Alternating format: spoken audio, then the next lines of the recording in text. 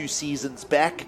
We'll question him about a few of those things, but his fellow countryman Ian Gouveia is in form in 2024, and he'll be doing things like that. And yes, that is a make in our opinion. Yes, there it is. He emphasizes it again. 24 and Ian Gouveia, because he is looking really on point.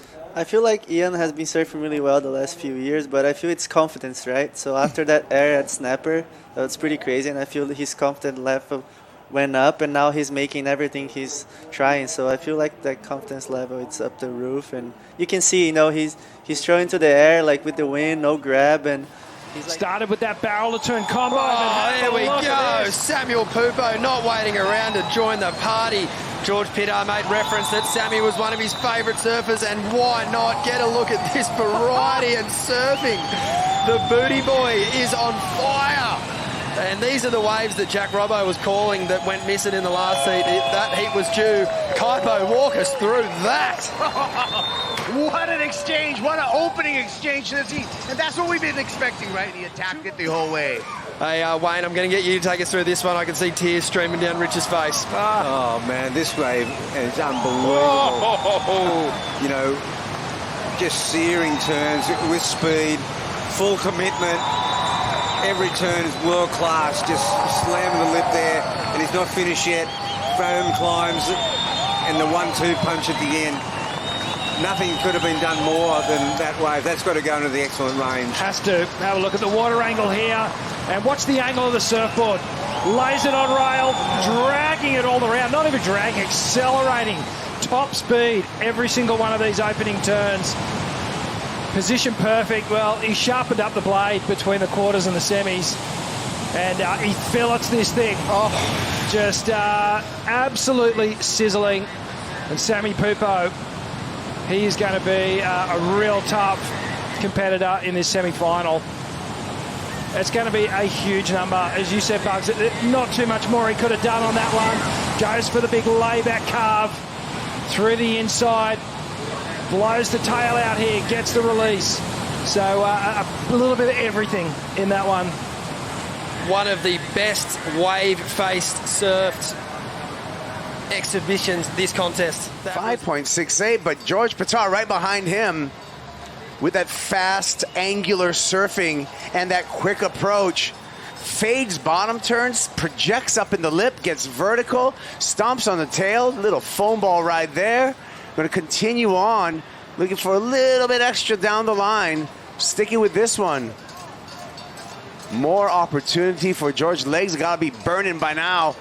Stands up on this inside section. And you can see him kick out exhausted. Wow, we only caught up with that wave about halfway through, so who knows what happened out the back. Unbelievable. Let's have a look what happened with George. He tucks in the barrel, tube time again, backdoors his section and comes out. So we know that he got some amazing turns done down the line, and he's started it all with a crazy barrel out behind the rock. And that's about where we picked it up. And the barrel was the best of the heat so far. This is a very high-scoring ride by George Pittar. Wow.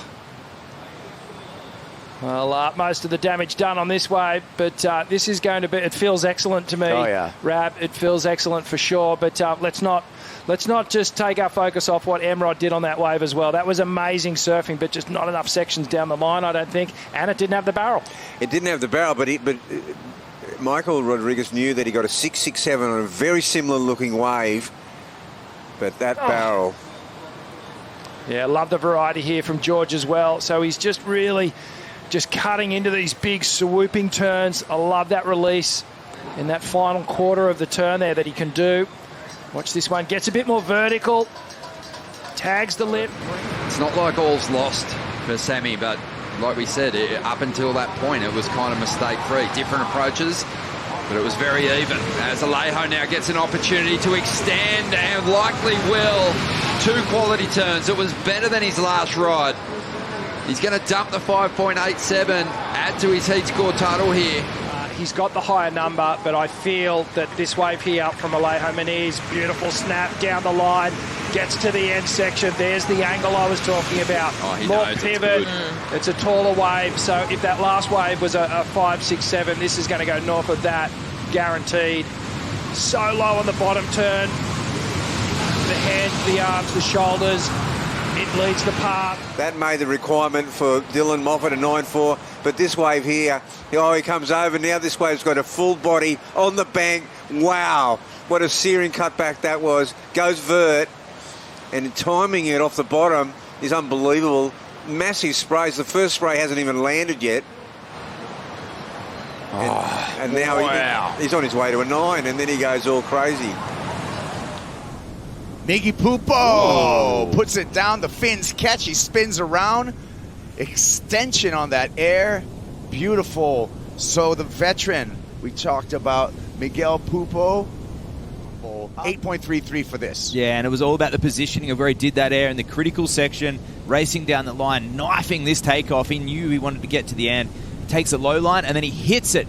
Most people would have just gone for a regular turn there and ditched the fins. Miggy went to the air like he has done all year. Well, we need some action in the water. We might get some. Here's some lines, thankfully, coming through because this one's been really slow so far. Let's start the quality too. What can Bunch do about that? Here he goes. He'll launch here. Big rotation. Silky smooth, and he stands upright.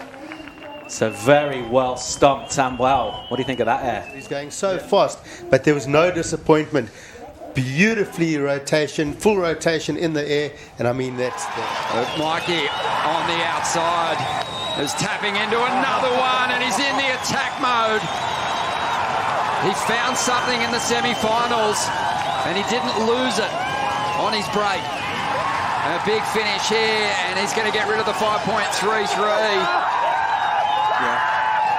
Spit flying down on the beach. Bit of spit flying here in the commentary booth as well. That wave, he did some great surfing on it, but have a look at Mikey connecting with this thing. Outside, driving. Coming from behind each and every section, flaring the tail out on that one.